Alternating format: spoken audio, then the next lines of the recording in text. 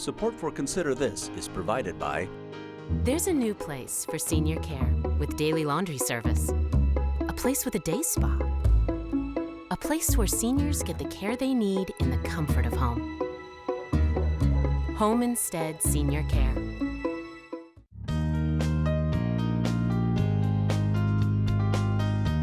From the campus of the University of Nebraska at Omaha. Consider This, a program of issues and information behind today's news.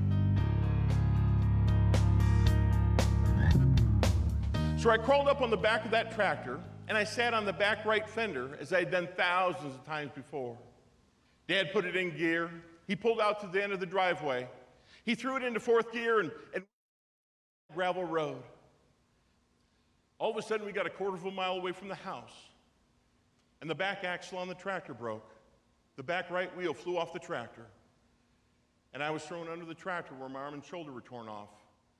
My right leg was crushed. Dad was thrown away from the tractor, and he came back up onto the road, and he picked me up, and as he picked me up, he pressed my shoulder against his chest to slow down some of the bleeding. And he grabbed my right ankle because the only thing that attached my right foot to the rest of my body was a strip of skin an inch wide and a couple muscles and ligaments. And my dad began to run that quarter of a mile back to the house, screaming and crying out for my mom to call the rescue squad.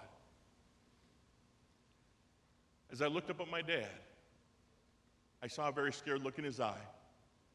And that's a look that I never, ever want to see on anyone's face ever again. And as I was looking up at him, I said, Dad, I want you to know that if I don't make it, that I love you. And please tell Mom and my big brothers that I love them too. Hi everyone, I'm Kathy Wyatt. Welcome to this week's edition of Consider This. Our topic, farm safety. Here to talk more about it are Gus Gustafson and Dr. Aaron Yoder, an associate professor of environmental, agricultural, and occupational health at the University of Nebraska Medical Center's College of Public Health. Thank you both so much for being here and welcome.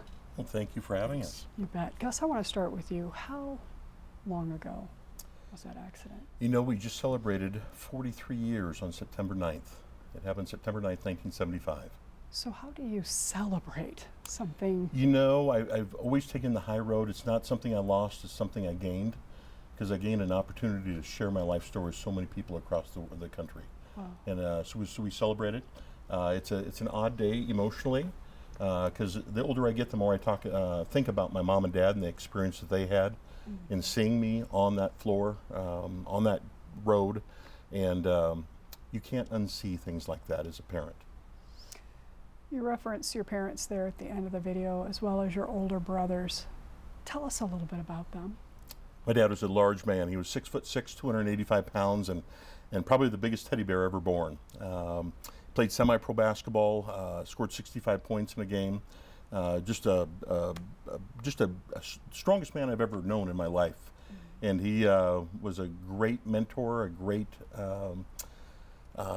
person filled with wisdom. And he taught me about life through so many different stories.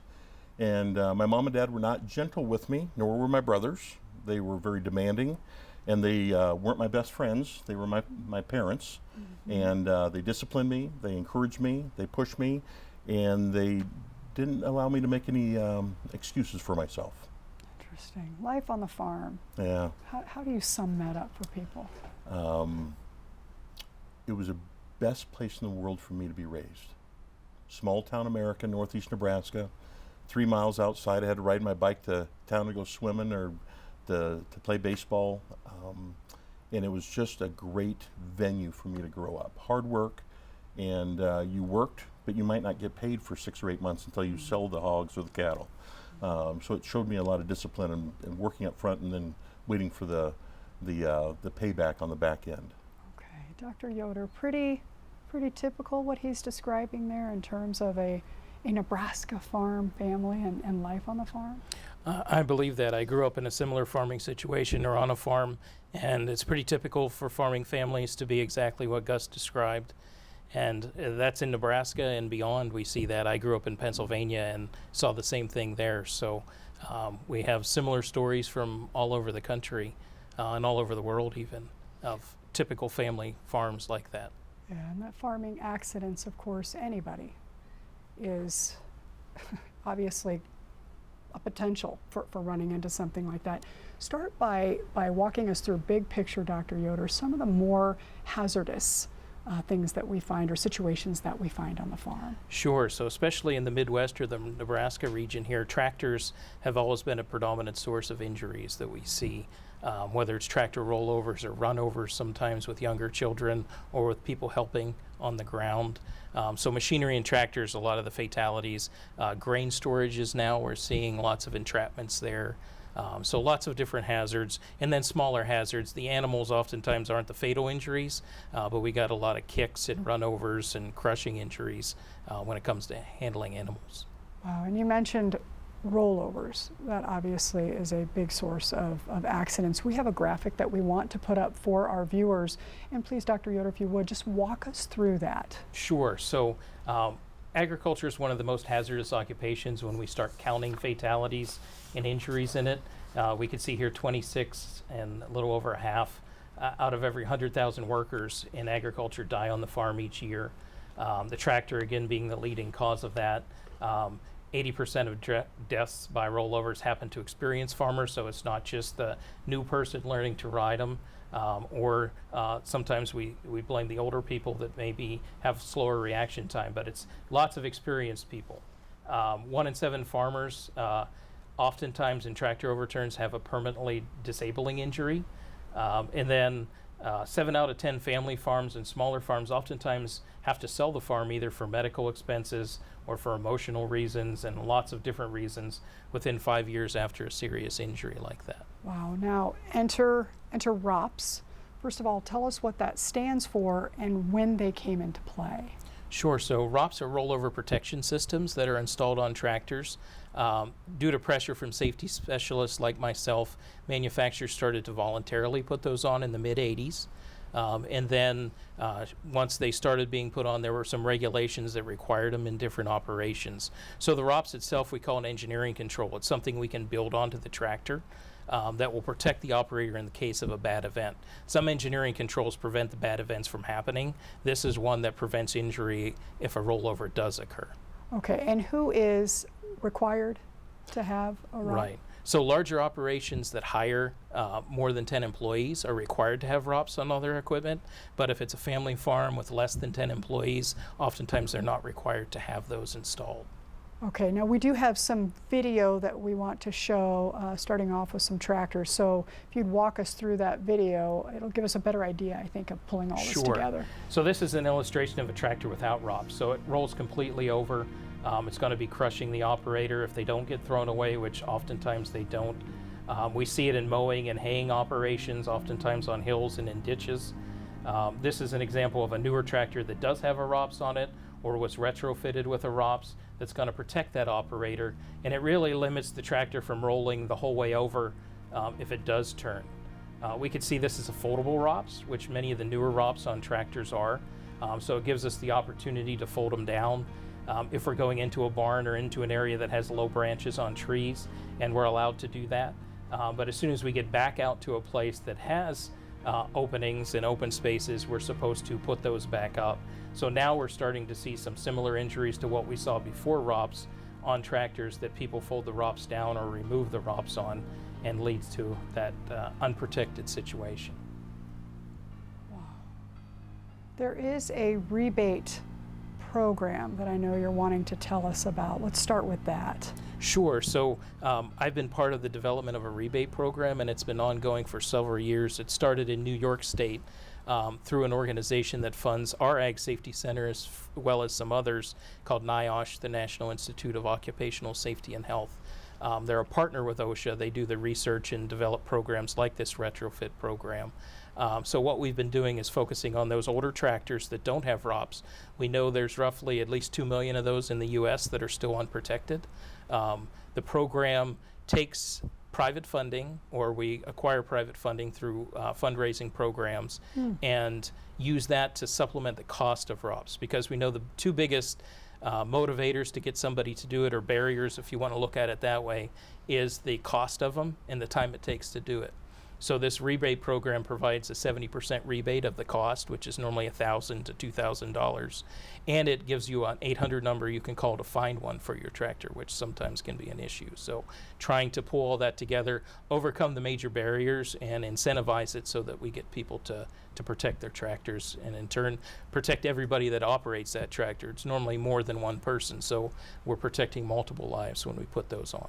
Yeah, I'm just on the outside looking in here, but it's kind of a head scratcher in terms of why, and you mentioned a few reasons why people wouldn't do it, but given the statistics that we looked at, I mean, have you guys figured out why this is becoming a bit of a challenge to get people to want to do this, to potentially save lives then? Budgets are really tight in agriculture, especially on smaller operations, and as Gus mentioned earlier, you don't get paid right away for the work you're doing, so oftentimes you don't have that extra money to put into something like that. Even though it's a relatively low cost compared to a lot of inputs on the farm, it's still something that's oftentimes seen as not necessary, or it won't happen to me.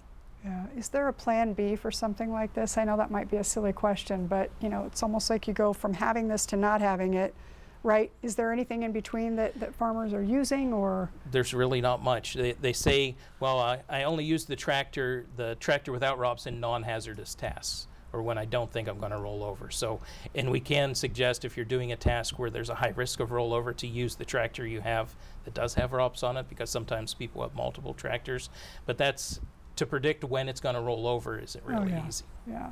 This might be a good time for you to tell us a little bit about your background, Dr. Yoder. Sure. So I grew up on a small farm in Pennsylvania where my uncle and grandfather were coal miners, and they farmed in the evenings and weekends. But what that did to their farm is it brought a lot of the safety practices they used in the coal mine industry into their farming operation. So I wouldn't say it was a typical farm when it came to the safety side of it, because they applied a lot of the safety standards that were in the mining industry to their farm. So, but I did ride on tractors, which we advise people not to do, and a few other things like that. So even people that have a safety mindset and thought process don't always think of all the possible hazards that are there. So then that led me to going to school at Penn State in the College of Agriculture, and going through an agricultural engineering curriculum, which led me to the path of ag safety and health. Wow, so this is your day-to-day grind, so to speak. So if there were any advice that you could give folks out there mindful of budgets and some other things, knowing that this is your day-to-day, what would you tell people would be some simple steps for them to take to be a little bit safer on the farm? Sure. So awareness of what the hazards are out there. We see them in the newspapers, and you can search them out pretty easily. Our Ag Safety Center at UNMC has a database of information, and it's right on our homepage, the Central State Center for Ag Safety and Health, of injury reports. So you can see in what types of injuries are happening out there. But just thinking about what you're doing and every task you're doing and what the potential hazards are there. So thinking through the process, taking your time. We know that oftentimes, especially during upcoming harvest season, that people work long hours and they rush a lot. So just taking time to think, taking small breaks so that you are thinking clearly when you do things. So there's lots of things we can do to mitigate these hazards. And what about, especially for maybe the newer farmers and then those who've been farming forever, sometimes just talking to people about your experiences, feeling like you are connected somehow. So I bring in the newbies because oftentimes they don't know where to go for help. And then some of those who are maybe in the older generations, maybe they're not so tech savvy, or maybe they just don't even want to be that tech savvy. How are those folks being introduced and then able to stay connected with one another, especially here in our state? We work a lot with the Cooperative Extension Service through UNL and Nebraska Extension. Go to events like Husker Harvest Days, and we have the opportunity to talk to a lot of people there. But reaching your Cooperative Extension people, talking to your neighbors. We have lots of people that reach out to us that are transitioning into farming from other occupations, that are looking for some guidelines and tip sheets and that sort of thing. And so there's lots of programming. We have youth farm safety camps for kids. So we operate in the grade schools around the state and around the country through the Progressive Ag Safety Foundation. And we do different programming like that. So oftentimes the best advocates for safety are the children and the wives. They can make the farmers do things that we can't make them do. Yeah, and I can't even imagine going back to Gus's story. There's so much of that that is so difficult for me to grasp. I think, you know, your father, and we'll pick up kind of where we left off, you're a 9-year-old boy. You're out having fun with your dad. Right. And then, you know, on the turn of a dime, the situation just becomes so horrific. And the whole family was impacted. You know, absolutely. The ripples go out through a community and much further than anyone would ever guess. So pick it up there, Gus, if you would. You're 9 years old. You're in that moment with your father and eventually your mother. Kind of fast forward a little bit. Tell us what happened to that little boy on the farm. You know, the rescue squad picked me up, and they were on their way to Omaha to the hospital, and they realized that I wasn't going to live to see Omaha. So they pulled into the Fremont Area Medical Center there in Fremont, Nebraska, and wheeled me into the emergency room. And an old MASH doc, Dr. William Kleberad, was the doc on call that night, and he did all my surgeries. He would send me to Omaha to see specialists, and the specialists would say, "Who did this work? It's incredible."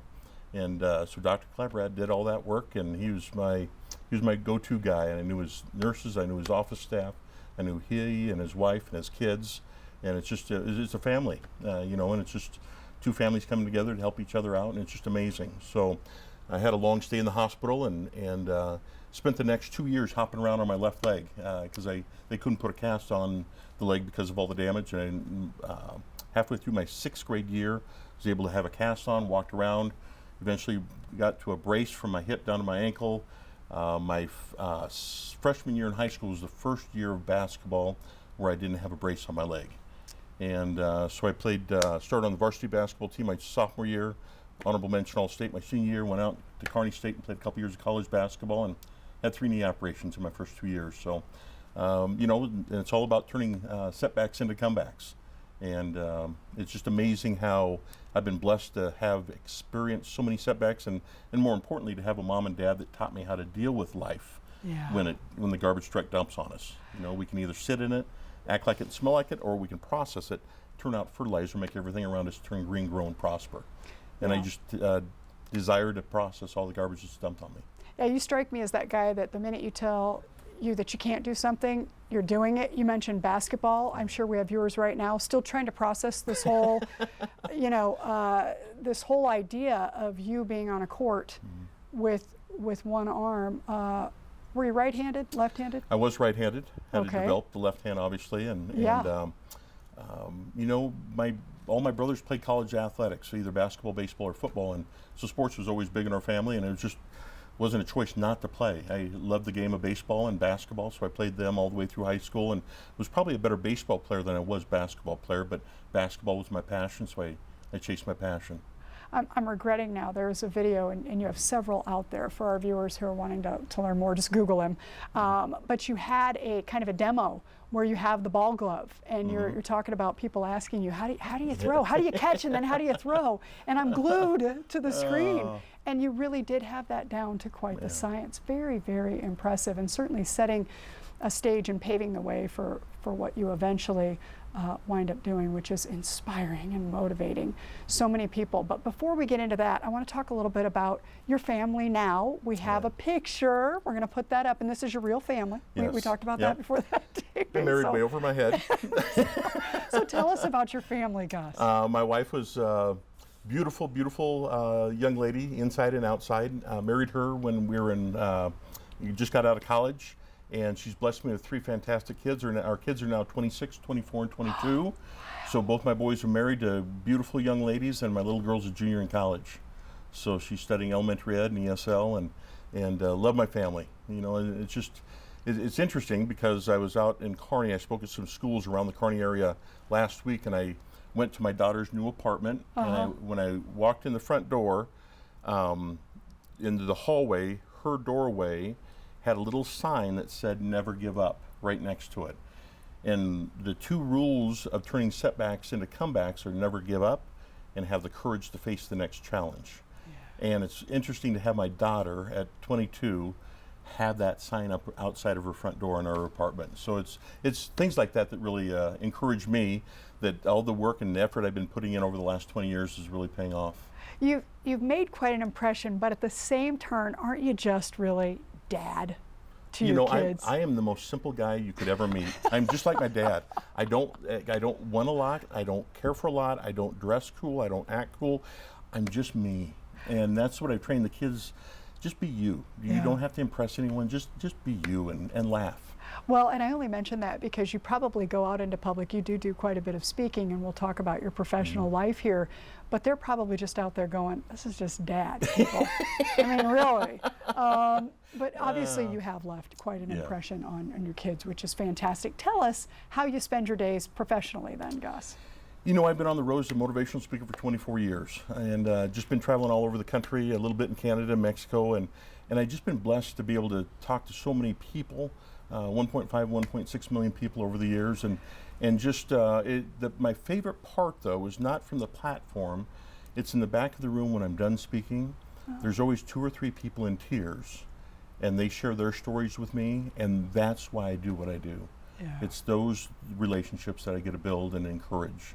And the platform is nice, I enjoy that, but it's really meeting the people and being personable with these people in the back of the room that really energizes me. Well, and Dr. Yoder, I want to ask you about that too, because, you know, we have farms which are a little bit of an alienation in and of themselves. We talked about being connected earlier, but I would imagine, just like any other family, these folks are going through stuff. And when they've had these accidents that occur or things, their oh crap moments, things they never expected to happen, they're probably not some of the first people running out to tell other people about it. I would imagine some of that is kept very internal. So when Gus goes to speak, that opens a door, maybe even for some a floodgate. Talk a little bit about how many people, when we talk about our stats, are actually able to turn that setback into a comeback like he's describing. It's a surprising number. Like you said, and there's different time periods, the grieving period I would call it, where a lot of activity doesn't go on. But just about everybody I've interacted with, we have a program I work with called Agribility, which helps farmers with disabilities get back into farming. We know they will anyway, but we try to help them do it safely. And not all modifications to equipment and stuff are safe, but even through that program to see the people, and it takes sometimes the people that have the injuries or the processes that they're thinking through to interact with others. So we develop sort of a peer network to help each other out, because now we're seeing tons of, they call it behavioral health, but that doesn't mean much to me. That means my children not listening. I still call it mental health. So the mental health side of things, and with commodity prices being lower and injuries happening and other things like that, the mental health side is something we're trying to focus on more, because it is something that oftentimes there's that grieving period, but a lot of them want to talk. And like Gus says, when you go to an event, when I talk about safety at an event, people come up and share their stories. Yeah. So we've pulled those together now, trying to plug everything I do, I guess. But we have a website called Telling the Story, where we have farmers sharing their stories, because we think it's beneficial to the farmer to be able to share their stories, but also to people to see those stories, and hopefully it impacts their safety on the farm, either to prevent other injuries or to help people that have had injuries. Yeah, to know that there is life on the other side of whatever it is that you've been through. You wrote a book, which, excellent. We're going to put that up, and we're going to have you tell us about your book, Gus. The title is Fully Armed. I like to laugh and make fun of myself a little bit, and it just talks about my life story, and more importantly, my family dynamics and all the struggles of how do you get up and put your clothes on when you're a newborn armed little boy, and how do you, my brothers always loved to have mom make Jell-O for me with nothing in it. And when I was trying to eat with my left hand, put it on a spoon and try to get that in your mouth, it's a challenge. So my brothers loved watching me do that. So just stories like that. And it's a great read. It's written at probably the 4th grade level, because I wrote it. So adults should be able to understand it too. Well, I think it's one thing to be able to sit in an interview like this and say, here's where I am today. It's another to walk people through how you got from point A to point B, which it does sound like you've done in the book. So you're presenting, you get to the end, and you tie it all up, and you say, okay, folks, we've all had setbacks in this room, and every person I've ever met has had a setback, great or small. How do you start turning that into a comeback in about the minute or so we have remaining? You know, it's interesting because my dad taught me a methodology, a repeatable process, and that's so important. in business or whatever we're doing, it has to be repeatable processes. Number one, he taught me to never give up. How do I tie my shoe with one hand? Well, my mom and dad on a Sunday morning sat in the car and waited for me to learn how to tie my shoe. And number two is have the courage to face the next challenge. My dad would always look me in the eye and he'd say, "Are you ready for the next challenge? Because it's coming." And he was preparing me not just for a one-arm challenge, but life's challenges. How do you parent? How do you stay married? I'm coming up on 30 years with my wife. How do you engage people? And how do you live life to the fullest? And that's what my mom and dad poured into my life at a very young age. Fantastic. Well, they did a very nice job from what I can tell. I will let them know. Thank you. We do have a graphic that we want to put up for folks in case they do want more information on this program. ROPS Retrofit Program, ROPS R4U.com. And then, of course, the book, Fully Armed, Amazon.com or fullyarmed.com.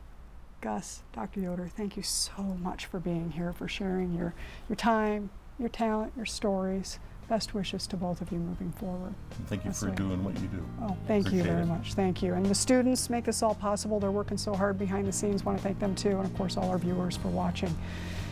As we close, a look at Lauritsen Gardens in Omaha as seen through the lens of Christian Robles, a senior here at UNO. We will see you next week.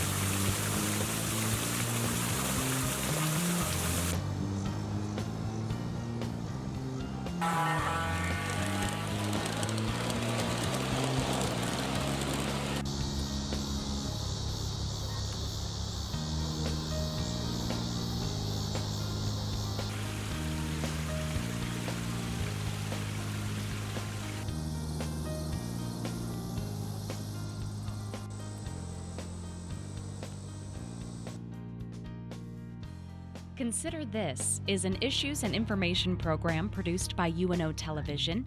More information and program archives can be found at netnebraska.org/Consider This.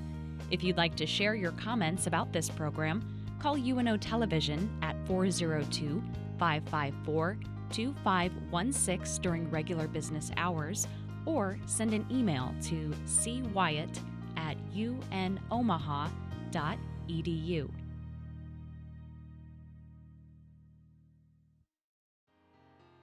Support for Consider This is provided by There's a new place for senior care, a place with flexible meal plans and 24-hour room service. A place where seniors get the care they need in the comfort of home. Home Instead Senior Care.